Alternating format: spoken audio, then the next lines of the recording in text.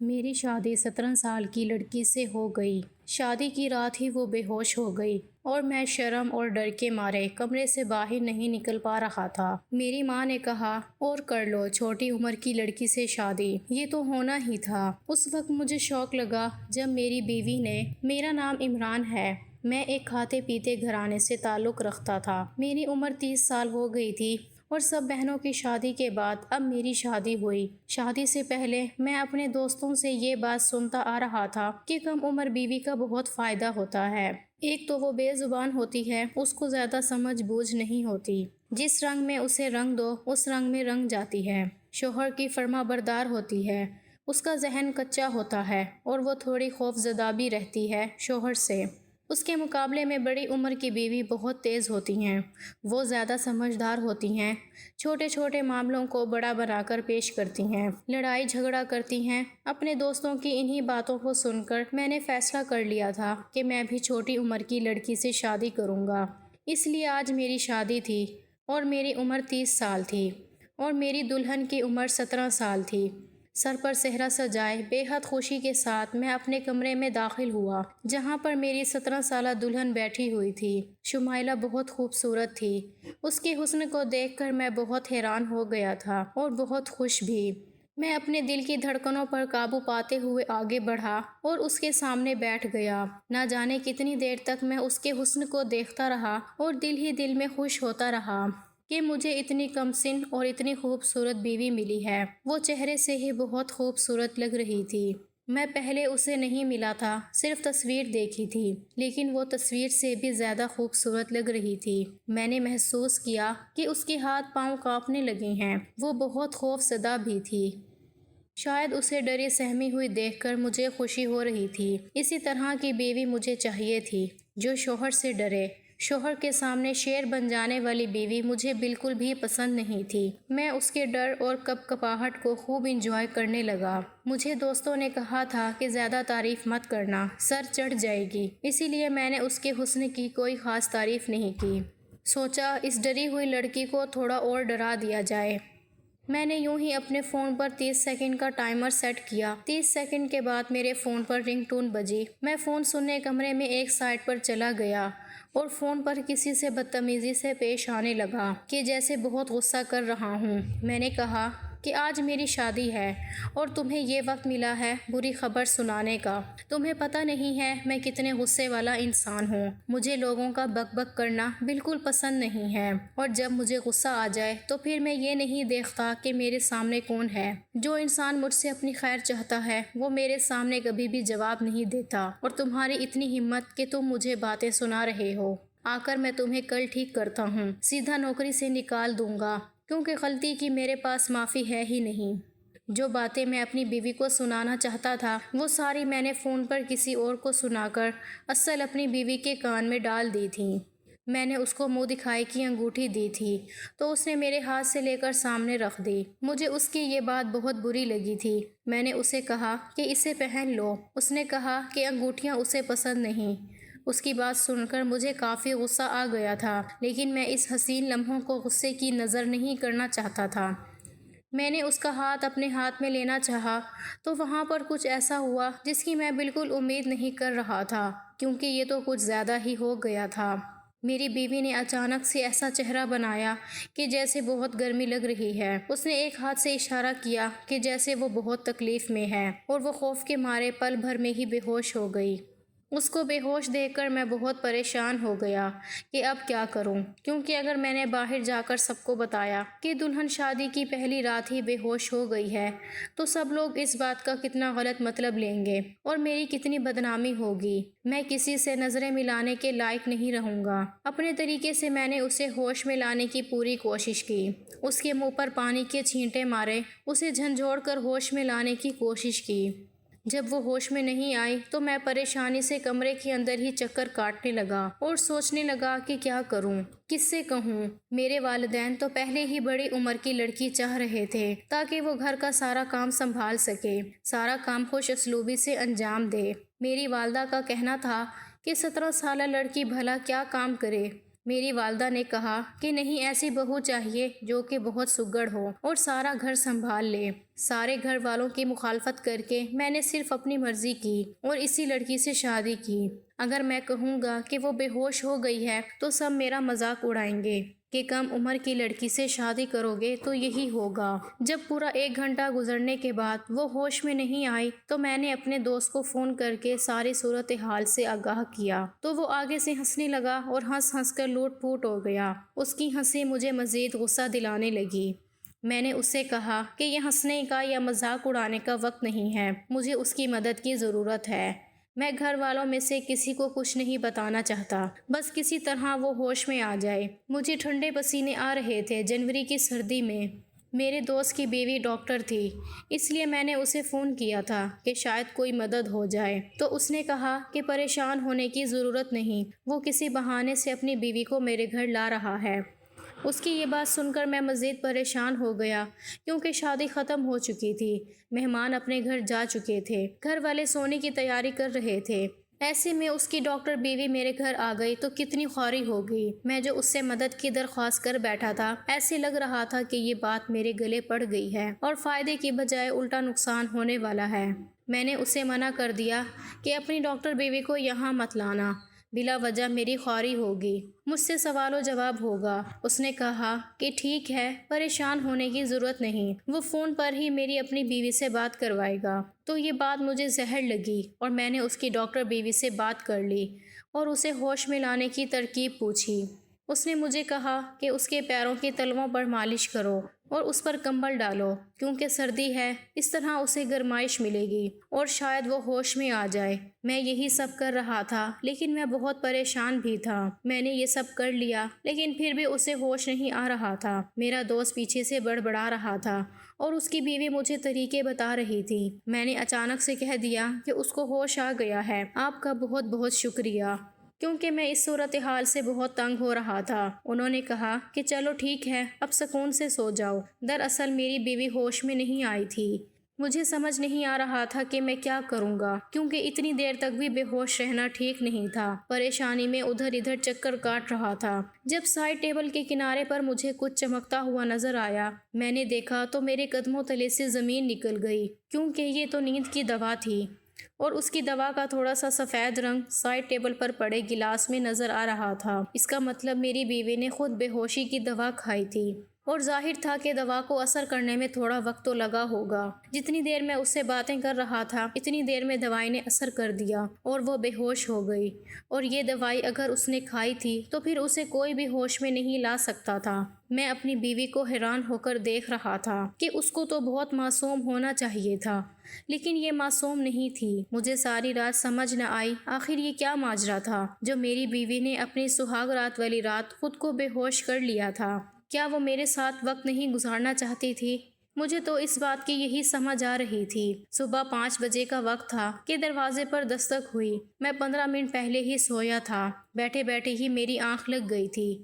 میں نے باہر جا کر دیکھا تو میری امی تھی۔ اس وقت ان کو کیا کام تھا؟ ہمارے گھر میں تو کوئی اتنی جلدی نہیں جاگتا تھا اور آج ولیمہ بھی نہیں تھا کیونکہ ہم نے ولیمے میں 1 دن رکھا تھا تاکہ سب اچھے سے آرام کر سکیں۔ میری امی نے کہا کہ تم ابھی تک کمرے میں ہو، کیا کر رہے ہو؟ چلو یہاں سے۔ میں نے کہا کہ میری شادی ہوئی ہے، میرا کمرہ، میں یہاں پر نہیں ہوں گا تو کہاں ہوں گا؟ امی نے کہا جس دن شادی ہوتی ہے اس سے اگلے دن دولہا اور دلہن زیادہ دیر کمرے میں نہیں رہتے، صبح صبح کمرے سے جانا ہوتا ہے، نہیں تو برا سمجھا جاتا ہے۔ میں نے کہا کہ ٹھیک ہے چلیں چلتے ہیں۔ انہوں نے کہا کہ نہیں تم جاؤ، مجھے دلہن سے کوئی کام ہے۔ میں نے کہا کہ آپ کو کیا کام ہو سکتا ہے؟ جو بھی کام ہے وہ بعد میں کر لیجیے گا، وہ سو رہی ہے۔ میں نہیں چاہتا تھا کہ میری ماں کو پتہ چلے کہ میری بیوی بے ہوش ہو چکی تھی کیونکہ انہوں نے یہی سمجھنا تھا کہ وہ میری وجہ سے بے ہوش ہوئی ہے۔ میری ماں نے کہا کہ پاگل شادی تو نے کرا لی ہے لیکن باریک باتوں کو نہیں سمجھتا۔ اگلے دن دلہن سے ایک بات پوچھنی ہوتی ہے، میں وہی پوچھنے جا رہی ہوں۔ اپنی پسند سے لڑکی لائے ہو، خاندان کی لڑکی ہوتی تو یہ سب کرنے کی ضرورت نہ ہوتی۔ خاندان کی لڑکیوں کو پتہ ہوتا ہے کہ وہ کس طرح پلی بڑھی ہیں کیونکہ وہ آپ کی آنکھوں کے سامنے ہوتی ہیں، لیکن خاندان سے باہر سے لڑکی لائیں تو پتہ تو کرنا پڑے گا نا ٹھیک بھی ہے یا نہیں۔ اتنا تو میں بچہ نہیں تھا، مجھے میری ماں کی بات سمجھ آ گئی تھی، لیکن جب وہ پہلے ہی بے ہوش ہو گئی تھی تو بھلا اس بات کو کیا بتاتی۔ میں نے اپنی ماں کو بہت بہانے لگائے کہ میرے ساتھ چلیں، میں نے کپڑے بدلنے ہیں، مجھے پتہ نہیں ہے میرے کپڑے کہاں پڑے ہیں، مجھے بہت بھوک لگی ہے، مجھے ناشتہ بنا دیں۔ لیکن یہ سارے بہانے میری ماں کو شک میں مبتلا کر گئے۔ میری ماں نے مجھے ایک طرف دھکا دیا اور اندر چلی گئی۔ اب میں کمرے کے باہر ایسے کھڑا تھا جیسے آپریشن تھیٹر کے باہر بندہ کھڑا ہوتا ہے اور اسے پتا ہوتا ہے کہ کوئی بری خبر ملنے والی ہے۔ تھوڑی دیر بعد میری اماں باہر آئیں تو مجھے حیران ہو کر دیکھنے لگیں اور اچانک سے میرے کندھے پر تھپکی دے کر کہا، مبارک ہو تمہاری بیوی ٹھیک ہے۔ میرے قدموں تلے سے زمین نکل گئی کہ بھلا امی کو یہ سب کیسے پتہ چل گیا۔ میں فوراً واپس کمرے میں بھاگا اور سامنے کا منظر دیکھ کر میں بھی حیران پریشان تھا۔ میری بیوی کے کپڑوں پر خون لگا ہوا تھا، جسے دیکھ کر میری ماں تو مطمئن ہو گئی تھی، لیکن میرا تو چین برباد ہو گیا تھا۔ سمجھ نہیں آ رہا تھا کہ آخر یہ سب کیسے ہوا۔ میری بیوی تھوڑا بہت ہل رہی تھی، اس کا مطلب اسے ہوش آنے والا تھا۔ میں اس کی شکل نہیں دیکھنا چاہتا تھا، بہت غصے میں آ گیا تھا، اس لیے میں کمرے سے چلا گیا۔ پورا دن میں نے اسے بلایا نہیں تھا اور رات کو آ کر میں اپنے کمرے میں سو گیا۔ گھر میں یہی باتیں ہو رہی تھیں کہ دونوں خوش ہیں، لڑکی بہت اچھی ہے، ہمارا فیصلہ غلط نہیں تھا۔ ولیمہ بھی خیر سے گزر گیا اور رات کو جب میں کمرے میں داخل ہوا تو میری بیوی نے مجھے کہا کہ آپ کے لیے کھانا لگا دیتی ہوں، امی نے کہا تھا کہ ہم دونوں ساتھ کھانا کھا لیں۔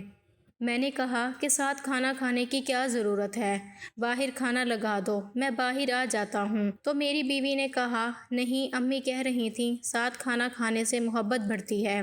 میں نے اپنی بیوی کی طرف دیکھا کہ محبت، میرے سامنے محبت کی بات ہی نہ کیا کرو، تم نے مجھے دھوکہ دیا ہے۔ میں نے تو تمہیں بہت معصوم سمجھا تھا، لیکن اس معصوم شکل کے پیچھے اتنا بڑا راز تھا، میں سوچ بھی نہیں سکتا تھا۔ سمجھ نہیں آ رہا کہ تمہارا کیا کروں، کیونکہ اب تمہارے ساتھ میری عزت کا سوال ہے۔ تمہیں گھر میں رکھنا میری مجبوری بن گئی ہے، لیکن تم میرے دل میں کبھی بھی داخل نہیں ہو پاؤ گی۔ میں نے تمہارے بارے میں کیا کیا خواب سجائے تھے اور تم نے میری ساری امیدوں پر پانی پھیر دیا۔ ہمارے بیچ تو کچھ بھی نہیں ہوا۔ پھر وہ ثبوت گھر والوں کو دکھا کر سب کی نظروں میں اچھی کیسے بن گئی؟ کیسے دکھایا تم نے وہ ثبوت سب کو؟ کیا ماجرا تھا اس کے پیچھے؟ اور شادی کی پہلی رات کیوں بے ہوش ہو گئی تھی؟ کیا میری شکل نہیں دیکھنا چاہتی تھی؟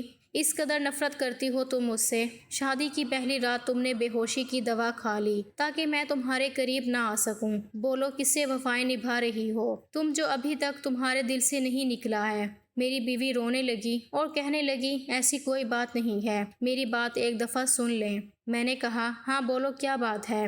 تو وہ آگے سے خاموش ہو گئی، کہنے لگی کہ میں آپ کو نہیں بتا سکتی، مجھے بہت شرم آ رہی ہے۔ تمہیں شرم کی پڑی ہے تو شرماتی رہو اور میں کچھ اور سوچ لوں گا۔ عجیب لڑکی تھی، بار بار کہتی تھی کہ میری بات سنیں، لیکن پھر بولتی بھی نہیں تھی۔ میں تو اس سے تنگ آ گیا تھا۔ شادیوں میں کچھ اور رشتہ دار ایسے بھی آتے ہیں جو شادی ہونے کے بعد بھی گھر میں ہی رک جاتے ہیں۔ ایسے ہی 3 رشتہ دار میرے گھر میں ہی رکے ہوئے تھے، ایک میری پھپھو اور ایک میری چاچی اور تائی۔ روز میری بیوی کو دیکھتی، میری بیوی کے کپڑوں پر خون لگا ہوتا، آپس میں ہنس ہنس کر باتیں کرتی اور کہتی، تمہارا بیٹا تو لگتا ہے بہت خوش ہے تمہاری بہو کے ساتھ۔ میری ماں بھی بڑے فخر سے سر اٹھا کر کہتی، ہاں ایسا ہی ہے، سارے لوگ مجھے خوش قسمت سمجھتے تھے۔ یہ باتیں ایک کھلا راز ہوتی ہیں، کوئی کسی کے سامنے منہ پر تو نہیں کرتا، لیکن سب کو پتہ ہوتا ہے۔ سب لوگ مجھے خوش سمجھ رہے تھے، لیکن اصل حقیقت تو میں ہی جانتا تھا کہ میں نے اپنی بیوی کو ابھی تک ہاتھ نہیں لگایا تھا۔ میری بیوی روز رات کو بچوں کی طرح روتی۔ جب میں اس سے کچھ پوچھتا تو مجھے بتاتی نہیں، بالآخر مجھے اس پر غصہ آ جاتا اور میں اسے مزید ڈانٹنے لگتا۔ اس بات پر مزید رونے لگتی اور سو جاتی۔ اب مجھے احساس ہو رہا تھا کہ مجھ سے غلطی ہو گئی تھی، مجھے سمجھدار لڑکی سے شادی کرنی چاہیے تھی۔ کم سے کم آج میری زندگی ایسی تو نہ ہوتی۔ اگر کوئی مسئلہ ہوتا، کوئی پریشانی ہوتی تو کم سے کم کھل کر بتا تو دیتی۔ اب تو میں یہاں تک سوچنے پر مجبور ہو گیا تھا کہ امی کو سب کچھ بتا دوں تاکہ وہی اس سے پوچھیں کہ اس کا مسئلہ کیا ہے، لیکن اس طرح بھی میری ماں نے مجھے تانے دینے تھے۔ تم ہی اس کو اٹھا کر لائے اور میری ماں سب کے سامنے سر اٹھا کر چل رہی تھی، اس کا سر جھک جانا تھا۔ ایک دن سوچا کہ جو ہوتا ہے ہوتا رہے، روتی ہے تو روتی رہے، میں اپنا کام کر دیتا ہوں۔ لیکن جس طرح کا اس نے منہ بنایا ہوتا تھا اور ایسے روتی تھی جیسے اس پر دنیا بھر کا ظلم ہو رہا ہے، میرا دل نہیں کرتا تھا کہ اس کے پاس بھی جاؤں۔ میں نے یہ معاملہ کسی اور کا معاملہ کہہ کر ایک ایسے شخص سے ڈسکس کیا، وہ نہ تو میرا رشتہ دار تھا اور نہ ہی میرا دوست تھا کہ وہ مجھے جج کرے۔ اس نے کہا کہ کچھ عورتیں بہت معصوم ہوتی ہیں، ان کو پتہ بھی نہیں ہوتا کسی بات کا، تو جس کی بھی تم بات کر رہے ہو اسے کہو کہ اپنی بیوی سے پیار اور محبت سے بات کرے۔ پیار اور محبت سے بات کرنے کا تو مجھے کوئی فائدہ نہیں ہو رہا تھا، لیکن پھر بھی مجھے اس سے بات تو کرنی تھی۔ ایک دن میں نے اسے اپنے پاس بٹھایا اور پوچھا کہ تم نے شادی کی رات کو خود کو بے ہوش کیوں کر لیا تھا؟ تو اس نے مجھے نہایت عجیب بات بتائی۔ اس نے کہا کہ میں نہیں چاہتی تھی کہ آپ میرے پاس آئیں، نہیں تو آپ کو مجھ سے نفرت ہو جاتی۔ میں نے کہا کہ مجھے تمہارے پاس آنے سے تم سے نفرت کیسے ہو سکتی ہے؟ تم میری بیوی ہو، ہم لوگ جتنا قریب آئیں گے اتنا ہی ہمیں ایک دوسرے سے محبت ہوگی، نفرت کیسے ہو سکتی ہے؟ تب اس نے مجھے کہا کہ میرا ایک بہت بڑا راز ہے، میرے گھر والوں کو آپ کے گھر والوں کے ساتھ ایسا دھوکہ نہیں کرنا چاہیے تھا، ان کو آپ کو یہ بات بہت پہلے بتا دینی چاہیے تھی، لیکن انہوں نے ایسا کچھ نہیں کیا۔ اگر آپ سمجھ رہے ہیں کہ میری زندگی میں کوئی اور شخص ہے تو ایسا بالکل بھی نہیں ہے۔ میں خود ہی اپنے لیے کافی ہوں، خود ہی اپنے لیے مصیبت بناتی ہوں، میں خود ہی ایک چلتی پھرتی مصیبت ہوں۔ جب میری بیوی نے کہا کہ زندگی میں اور کوئی مرد نہیں ہے تو مجھے اس قدر تسلی مل گئی۔ میں نے کہا کہ تم سچ کہہ رہی ہو؟ اس نے کہا کہ ہاں ایسا ہی ہے، بلکہ مجھے تو شادی نہیں کرنی چاہیے تھی، لیکن اب اس کی باتیں مزید الجھا رہی تھیں۔ میں نے کہا کہ دیکھو تمہارے ساتھ جو بھی مسئلہ ہے، صاف صاف ایک ہی سانس میں مجھے سب کچھ بتا دو۔ میں تمہارا شوہر ہوں، میں وعدہ کرتا ہوں کہ میں تمہارا ساتھ دینے کی پوری کوشش کروں گا، میں ہر طرح سے تمہاری مدد کرنے کی کوشش کروں گا، بس مجھے مزید پریشان نہیں کرو۔ میں بہت پریشان ہوں، تم مجھے بہت اچھی لگتی ہو، میں تمہارے ساتھ زندگی گزارنا چاہتا ہوں، تم بہت خوبصورت ہو، تم بالکل ویسی ہو جیسا میں نے سوچا تھا کہ میری ہمسفر کو ہونا چاہیے۔ میری ان باتوں نے اس کو بھی مطمئن کر دیا، اور پھر اس نے مجھے ایک ایسی بات بتائی کہ میرے قدموں تلے سے زمین نکل گئی۔ اس نے کہا کہ مجھے ایک ایسی بیماری ہے، ایک ایسی بیماری جو اکثر عورتوں کو ہوتی ہے، اور ڈاکٹر نے پہلے ہی کہہ دیا تھا کہ اس بیماری کے رہتے ہوئے میں شادی شدہ زندگی کے لیے مناسب نہیں ہوں اور نہ ہی میری اولاد ہوگی، لیکن میرے ماں باپ نے لالچ میں آ کر اور مجھے اپنے سر سے اتارنے کی خاطر آپ سے میری شادی کروا دی۔ میری بیوی بیمار تھی اور اسے ایک بہت ہی خطرناک بیماری تھی، ایسی بیماری جو مجھے نہیں لگ سکتی تھی، لیکن اس کے لیے وہ بہت خطرناک تھی۔ لیکن پھر بھی یہ بات سن کر مجھے بہت تسلی ملی، کیونکہ جو باتیں میں سوچ رہا تھا وہ بالکل بھی نہیں تھیں۔ میں اگلے دن اپنی بیوی کو ڈاکٹر کے پاس لے گیا۔ ڈاکٹر نے بھی یہی کہا کہ ہاں یہ بیماری ہے اور اس کا علاج کافی طویل اور مہنگا ہوتا ہے، لیکن علاج ہو جاتا ہے۔ ڈاکٹر نے یہ بھی کہا کہ اس بیماری کے رہتے اکثر عورتیں ماں نہیں بن سکتی۔ ایسی بات نہیں کہ بالکل ماں نہیں بن سکتی، کچھ عورتیں اس بیماری کے ساتھ بھی ماں بن جاتی ہیں۔ یہ ہمارے معاشرے کی ایک کمی ہے کہ یہاں پر ایسی بیماریوں کے بارے میں نہ تو بات کی جاتی ہے اور نہ ہی علاج کے بارے میں کسی کو پتہ ہے، بس عورت کو برا کہتے ہیں کہ اسی میں کوئی خرابی ہے، تبھی اس کے ساتھ یہ سب ہو رہا ہے، تبھی تو آپ کی بیوی اتنا ڈری ہوئی تھی۔ ڈاکٹر نے مجھے یہ بھی کہا کہ جب تک عورت کسی ایسی بیماری میں ہوتی ہے تو وہ نفسیاتی طور پر بھی بہت ڈسٹرب ہوتی ہے۔ آپ اپنی بیوی کا بہت زیادہ خیال رکھیں، اسے بتائیں کہ یہ سب کچھ نارمل ہے، صرف اس کے ساتھ نہیں ہو رہا ہے، دنیا میں بہت سی عورتوں کے ساتھ ہوتا ہے۔ میں نے ڈاکٹر سے کہا کہ میں اپنی بیوی کا بہت خیال رکھوں گا، کیونکہ وہ ہی میری ہم سفر تھی اور اس نے کوئی غلطی نہیں کی تھی، وہ بہت اچھی لڑکی تھی۔ میں نے اپنی بیوی کو بھی تسلی دی اور کہا کہ وہ یہ بات کسی اور کو نہیں بتائے، ہم کسی نہ کسی بہانے سے ڈاکٹر کے پاس جایا کریں گے، اور تم دوائی ٹائم پر کھانا، جتنا بھی خرچہ آئے گا میں کروں گا، کیونکہ میرے لیے تم اہم ہو، بس تم یہ بات کسی کو بھی نہ بتانا۔ اسے بہت خوشی ہوئی اور پہلی دفعہ گلے لگ کر رو پڑی۔ مجھے احساس ہوا کہ وہ میری ذمہ داری ہے اور میں نے اس کا بہت خیال رکھنا ہے۔ میں نے اپنی بیوی کا علاج شروع کروایا اور ساتھ اس کا بہت خیال رکھا۔ اس کی بیماری میں کمی آنے لگی اور اس بیماری کے رہتے ہمیں یہ پتہ چلا کہ وہ امید سے ہے۔ اس کے لیے 9 ماہ بہت مشکل تھے، ہم لوگوں نے بہت سی چیزوں پر ایک دوسرے کا ساتھ دیا، مجھے اس کا خیال رکھنا پڑا، لیکن میں نے یہ سب کچھ کیا، اور پھر اللہ نے ہمیں ایک پیاری سی بیٹی سے بھی نوازا۔ میری بیوی کی بیماری ختم ہو گئی۔ آخر میں یہی کہوں گا کہ ہر بار غلطی عورت کی نہیں ہوتی۔ کبھی کبھی عورت غلطی میں نہیں بلکہ ایک مسئلے میں پھنسی ہوتی ہے اور اس کو مدد کی ضرورت ہوتی ہے، اور ایک عورت کا محافظ مرد ہے۔ اسے اس لیے بنایا گیا ہے کہ مرد اس کا ہر معاملے میں خیال رکھے اور اس کی مدد کرے۔